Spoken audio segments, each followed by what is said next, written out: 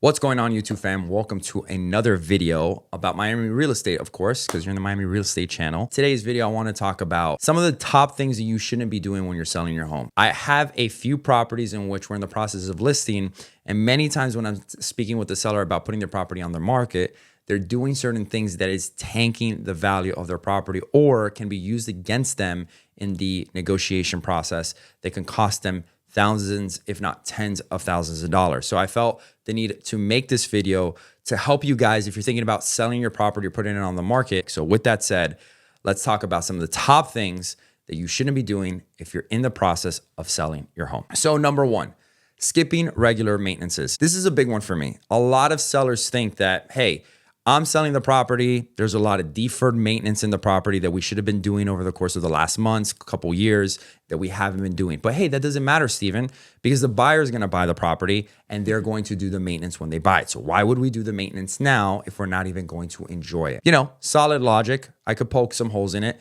But the big thing about that is that a buyer is going to do an inspection more than likely. They're going to hire a professional inspector. That inspector is going to inspect the house. They're going to notate all the deferred maintenance and all other repairs that the home needs, aka hasn't been done by you. And they're going to use that as a negotiation tactic or a bargaining chip when it comes to bringing the price down or getting a credit for those repairs. So you're going to pay for it one way or the other. Now you may say, no, it's sold as is. I'm not going to acquiesce. I'm not going to credit the buyer for that. That's their problem. They have to fix it. Sure, that could happen. But there's also buyers that are willing to not proceed with the deal, and it could be a deal killer. So either way, it's just a ticking time bomb. It could be the reason for a deal going through or for a deal not going through. Now, one thing I do want to notate on these inspection reports is that more than likely an inspector, because they're doing their job, are going to notate the repair as being the highest amount possible to repair if they're giving those recommendations. Not everybody does, but a buyer is definitely going to see something and say, oh, you didn't do a panel, you didn't upgrade this panel, or there's a double tap on the panel that could cost a couple $100s to fix. Now all of a sudden they want $1,000 on a credit. So don't be that person that for a few $100s on some items and maybe a few $1,000s on other items are skipping out on the maintenance because it could cost you in the end during that negotiation of the inspection period. Number two on the list is removing bedrooms or bathrooms. Now, the idea here is that when you buy a home, there's certain rooms in the home that you as a person or as a homeowner may not need. Either your family has downsized or just the space and functionality for the property itself does not suit the needs of your family or your lifestyle. Fine. If you're going to remove that room of the home, it may be more practical for you to add that space, but in reality, it hurts the value of your property because for the most part, the amount of rooms and the amount of bathrooms is high up there in the appreciation meter, if you will. Whenever the property gets appraised, the amount of bedrooms and bathrooms, along with the square footage, is going to be the main indicator as to how much your property is worth. Now, of course, location has a lot to do with it, lot value and land size and renovations, all that stuff plays a big role. But the amount of bathrooms and bedrooms definitely does play a big role. So you removing one of them to have better space or fit your needs is going to be something that fits your needs, but it's going to hurt the value. So if it is something that you've done, then you may want to consider adding that room back to how it was. Sometimes that's possible. Sometimes it's not possible based off of what you've already done with that space. But if it is something that you can do and reconverting the room back to how it was could make a difference in terms of the valuation of the property. The best way of knowing how to do this is speak with your real estate agent, advise them of the room that you removed or the space that you've removed or changed the layout, and then ask them to provide you a comparative analysis as to what the valuation would be with that room being how it is or with adding that room back to how it was, and seeing if there is a massive change in value.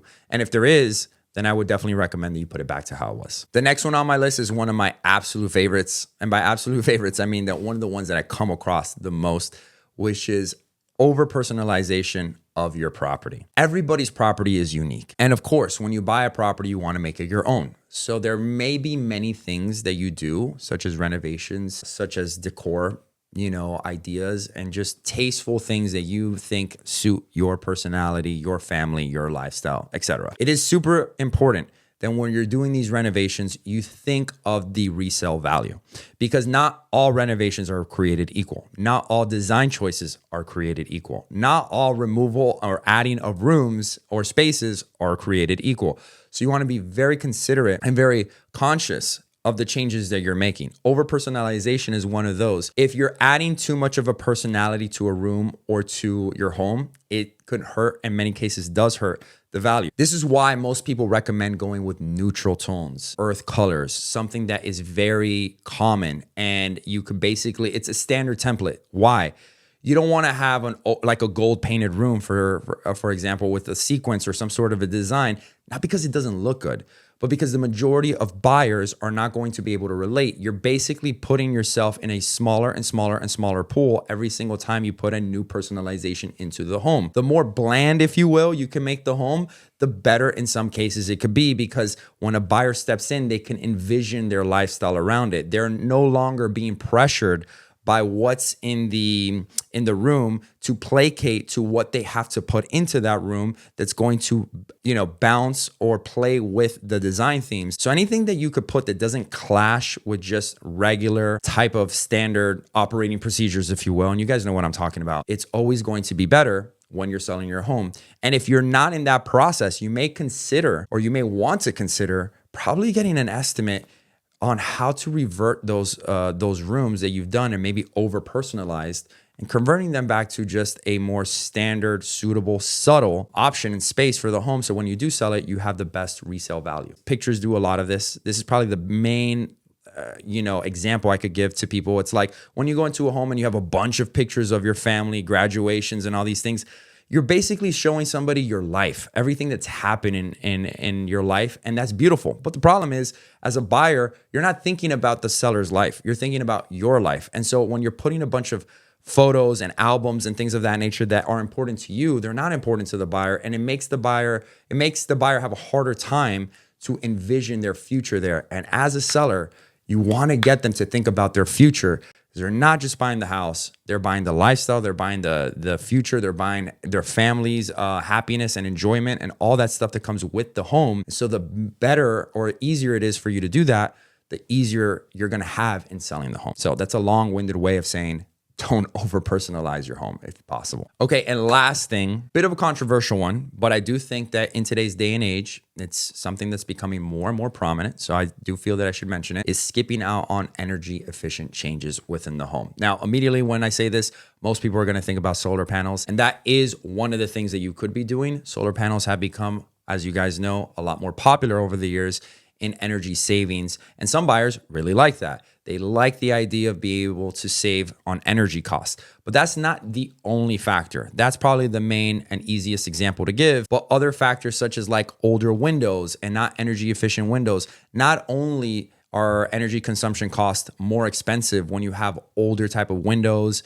and awnings and things of that nature, but what ends up happening is that insurance costs can go up as well, because insurance, as some of you guys know, give credits to the buyers or rather the homeowner for their insurance policy based on energy efficient windows, doors, exterior roofs. And so those things are going to help the buyer reduce his insurance costs. And in a place like Florida, with insurance costs rising seemingly every single year, it's way more important now to try to give buyers as many credits as possible and not make the insurance policy another hindrance or another obstacle to overcome to buy your home. Guys, the idea here is to remove the obstacles that are keeping buyers from buying your home.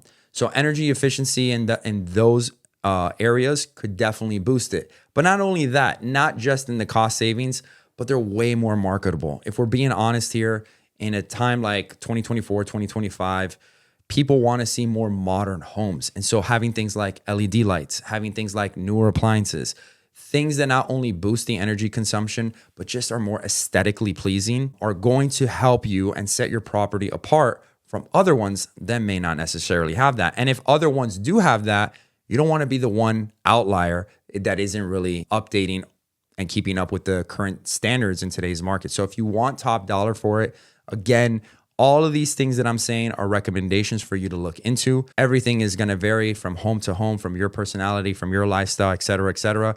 But they're recommendations that you, at the very least, merit a call with your real estate agent, a call with your contractor, some quotes and some bids to look into this, and really compare the pros and the cons of not doing these things and going to market with how your home is now, or doing these things, spending the money, and what is your ROI on your return likely to be if you do them based on the current market standards and conditions in today's market. So those are my top recommendations. I feel that some people who don't do these things hurt themselves in selling their home, but some of these people and some of my sellers who have done these things and heed these recommendations have really done very well in selling their property, and in many cases are surprised to see what they can actually sell their property for and what they can get as a return for small improvements and maintenance that they should have been doing anyways. Hopefully that helps. If you guys found value in the video, of course, let me know in the comment section below. Comment some of your top items that maybe I missed that could be tanking or improving your home's value. And if you like some of this content and you want to see more of that on things that you should be doing when it comes to Miami real estate, then let me know in the comment section below as well. Make sure to like, subscribe, and click that notification bell. And guys, I will see you on the next video. Until then, take care and God bless.